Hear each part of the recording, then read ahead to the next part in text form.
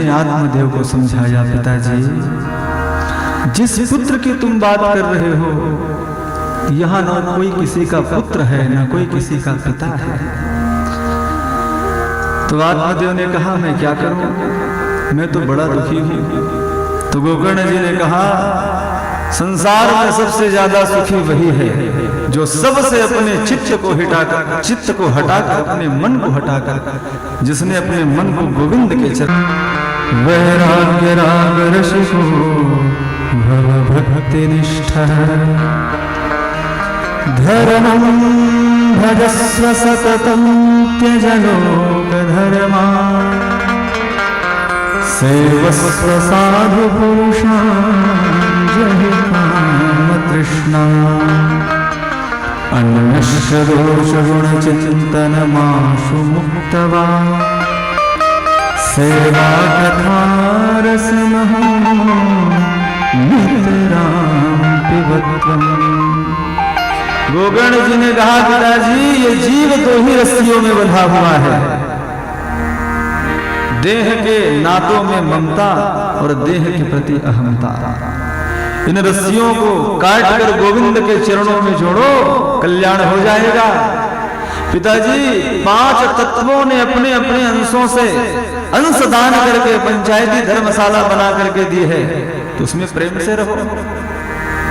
अरे भाई, अब पंचों की धर्मशाला पर तुम कब्जा करना चाहोगे, तुम्हें धक्का मारकर निकाल देंगे। तो वे 5 पंच कौन कौन से हैं? तो गोस्वामी जी कहते हैं, क्षितिज पावक गगन समीरा, क्षितिज पावक गगन समीरा, क्षितिज पावक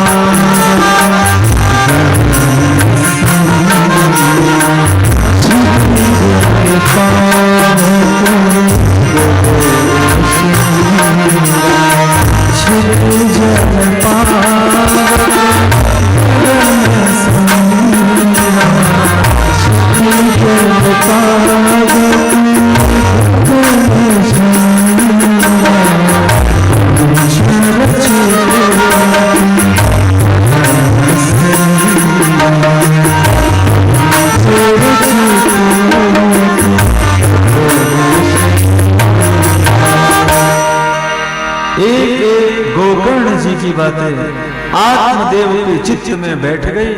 60 वर्ष की आयु में आत्मदेव ने घर को त्याग दिया, वृंदावन के वनों में जाकर के संतों के साथ बैठकर भागवत जी के 10वें स्कंध का पाठ करते हुए ब्राह्मण आत्मदेव मोक्ष को प्राप्त हुआ। अब घर में माता जी और गोकर्ण जी और धुंधुकारी 3 ही सदस्य रह गए। तो धुंधुकारी जी ने अर्थात धुंधुकारी ने मां को पकड़ा, बोल मैया, पिताजी ने सारा माल पानी तुम्हें सौंप करके गए होंगे, बोल कहाँ गाड़ रखा है माल पानी। धुंधली कहने लगी, बेटा तूने घर में छोड़ा ही क्या है जो मैं तुम्हें बताऊंगी। अरे सच सच बता, नहीं तो जलती हुई लकड़ी से मारूंगा। अब तो धुंधली रोने लगी, हाय कहाँ जाऊं। आधी रात के समय धुंधली ने घर का त्याग किया और अंध कुएं में जाकर के कूद कर अपने प्राणों का त्याग कर दिया। बंधुओं, आजकल हम आप सभी लोग छोटी छोटी बातों में आत्महत्या करने बैठ जाते हैं। क्यों? क्योंकि जीवन में हमने कभी सत्संग किया ही नहीं। सत्संग विहीन मनुष्य ही आत्महत्या की ओर या दुर्गति की ओर जाता है। आत्मदेव भागवत जी के 10वें स्कंद का पाठ करते हुए मुक्ति को प्राप्त हो गया और उसी की पत्नी धुंधली आत्महत्या करके मर गई। भैया, ये सत्संग विहीन मनुष्य का जीवन है। तो सत्संग करो। सत्संग का जो ज्ञान है समय आने पर अपने प्रकाश के द्वारा चित्त को प्रकाशित कर देता है। जैसे आपके हाथ में टार्च है लेकिन प्रकाश है, लाइट जल रही है, तो वो टार्च आपके हाथ में भारी ही प्रतीत होगी, लेकिन अचानक लाइट बंद हो गई और आपके हाथ में टार्च है, तो आपने अपना टार्च जलाया, आपने अपना रास्ता देखकर तो चले गए, लेकिन और बहुत सारे लोग थे वो भटक गए। तो ये सत्संग जो है प्रकाश का काम करती है। इस प्रकार धुंधली भी मर गई। अब घर में केवल 2 ही सदस्य। गोकर्ण जी ने सोचा अब हमारी बारी आएगी, इससे पहले ही हम तीर्थ यात्रा करने के बहाने निकल पड़ते हैं। अब तो घर में केवल एक ही सदस्य धुंधकारी अकेले रह गया। तो उसने बाजार से 5 वेश्याओं को बुला करके घर में रख लिया। रोज चोरी डकैती करता और इन्हीं 5 वेश्याओं को ला करके देता। एक दिन तो इतनी चोरी करके लाया, इतनी धन संपत्ति प्रचुर मात्रा में लाया कि 5 देख करके सोचने लगी, अरे ये तो रोज लाता है और लाता ही रहता है, लेकिन आज इसने बहुत सारा धन लाया है। यदि ये पकड़ा जाएगा तो राजा के दरबार में हमारा भी नाम लेगा, तो हमें भी जेल की खवा खानी पड़ेगी। तो क्यों न इसे समाप्त कर दिया जाए। तो 5 वेश्याओं ने धुंधकारी को खूब मदिरा पिलाया, खाट में सुला करके उसके गले में फंदे डाल करके जब रस्सी को खींचने लगे तो धुंधकारी चिल्लाने लगा, बचाओ बचाओ। तो भागती भागती एक देवी जी चूल्हे के पास गई, आग के अंगारे को उठा करके लाकर जलती हुई आग को धुंधकारी के मुख में ठूंस दिया। उसी समय धुंधकारी का प्राणांत हो गया। 5 वेश्याएं धन का बंटवारा करके जहां धुंधकारी को मारा था वही गाड़ कर सब साफ करके धन का भाग करके 5 चली गई। तीर्थ यात्रा करते करते गोकर्ण जी को पता चला कि भैया जी भी सिधार गए। तो गया में जाकर अपने भाई के निमित्त श्राद्ध किया। घूमते घूमते एक दिन गोकर्ण जी महाराज अपने घर में आए। घर अब तो खंडहर हो चुका था। एक कोने को साफ करके खाट लगी थी, वहीं आराम करने लगे।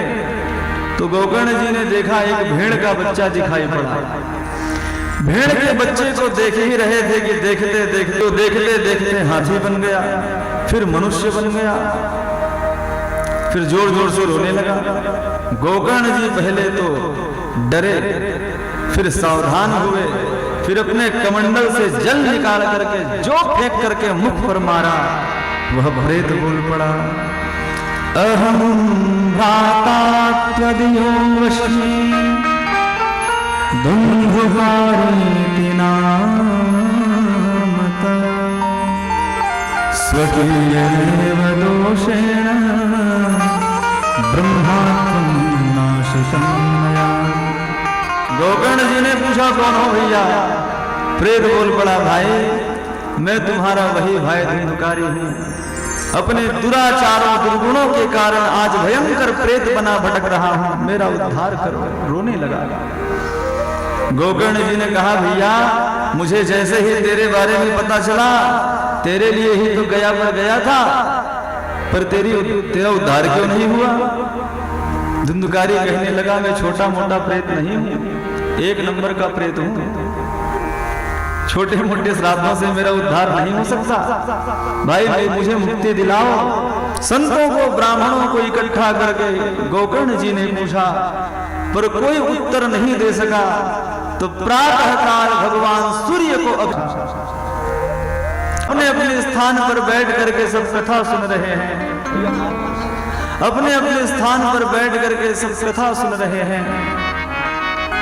धुंधुकारी भी एक 7 गांठ के बांस के भीतर घुस करके बैठ गया। वायु रूप से बांस के गांठ के भीतर बैठ करके कथा सुनने लगा। जैसे ही प्रथम दिन की कथा हुई, प्रथम गांठ चटक गई। दूसरे दिन की कथा हुई, दूसरी गांठ फूट गई। 5वें दिन की कथा हुई, 5वीं ग्रंथि फट गई। और जैसे ही 7वें दिन की कथा हुई, 7 ग्रंथियां फूट गई और एक दिव्य महापुरुष प्रकट होकर के गोकर्ण जी के सामने आ गया। भगवान के दिव्य पार्षद उसे विमान पे बैठा के ले जाने लगे। तुरंत भगवान के पार्षदों को गोकर्ण जी ने टोका, महाराज यहाँ तो कथा सभी लोगों ने सुनी, पर आप एक ही विमान क्यों लाए? तो भगवान के पार्षदों ने कहा, भैया कथा तो सबने सुनी, पर सुननी कैसे चाहिए, इसकी विधि से तो धुनकारी नहीं सुनी। एकाग्र मन लगाकर, एक चित्त होकर, एक भाव से कथा अमृत का पान केवल धुंधकारी नहीं किया है। विमान में बैठा करके धुंधकारी को भगवान के पार्षद ले जाने लगे। गोकर्ण जी का मन उदास हो गया। उसी समय आकाशवाणी हो गई, पुनः भागवत जी की कथा का आयोजन करो, चिंता ना करो महाराज। फिर क्या था, श्रावण के महीने में गोकर्ण जी ने पुनः भागवत जी की कथा का आयोजन किया। अब के बार जितने भी श्रोता थे सब सावधान थे। जब कथा 7वें दिन विश्राम हुई तो जितने श्रोता थे उतने ही विमान प्रकट हो गए और सभी के सभी विमान में बैठ बैठ कर जैसे समस्त अवधपुरवासी भगवान राघवेंद्र सरकार के साथ परम धाम को जाने लगे। आज वैसे ही समस्त श्रोतागण गोकर्ण के साथ वैकुंठ को जाने लगे। अयोध्यावासिनः पूर्वं तथा रामेण संगता तथा कृष्णेन ते नीता वैकुंठं योगी दुर्लभम्। स्वयं गोविंद ने प्रकट होकर के गोकर्ण को हृदय से लगा लिया। सनकादि ऋषि कहते हैं, कहो नारद जी, पूछ रहे थे कैसे कैसे पापी तरते हैं। जब धुनकारी जैसा एक नंबर का पापी तर गया तो फिर इसमें साधारण लोगों की बात ही क्या। महाराज अब अंतिम प्रश्न यही करना चाहता हूं कि भागवत की कथा कैसे सुननी चाहिए। बंधुओं, सनकादि ऋषि कहते हैं, विरक्तो वैष्णवो विप्रो वेद शास्त्र विशुद्धिकृत दृष्टांत कुशलो धीरो वक्ता कार्यति निःस्पृह। भैया सबसे पहले तो अच्छे वक्ता का चयन करना चाहिए जो विरक्त हो, अर्थात जिसमें बिल्कुल भी लालच ना हो। वक्ता वैष्णव हो, भगवान विष्णु का भक्त हो, और सबसे बड़ी बात विप्रो ब्राह्मण हो। फिर कहा वेद शास्त्र विशुद्धिकृत, दृष्टांत देने में, वेद शास्त्रों से दृष्टांत देने में कुशल हो, धैर्यवान हो, और सबसे बड़ी बात कही वक्ता कार्यति निःस्पृह। व्यासपीठ में बैठने वाला वक्ता पुरुष हो, वक्त्री नहीं कहा। यदि वक्त्री कह देते तो केवल आज जो देवियां आपको सुना रही हैं वही सबको कथा सुनाती। यहाँ पर व्यास जी ने कहा है वक्ता कार्यति निःस्पृह, वक्ता पुरुष होना चाहिए। इस प्रकार से भागवत जी की व्याख्या की। सनकादि ऋषि मुक्त कंठ से भागवत की महिमा गा रहे हैं।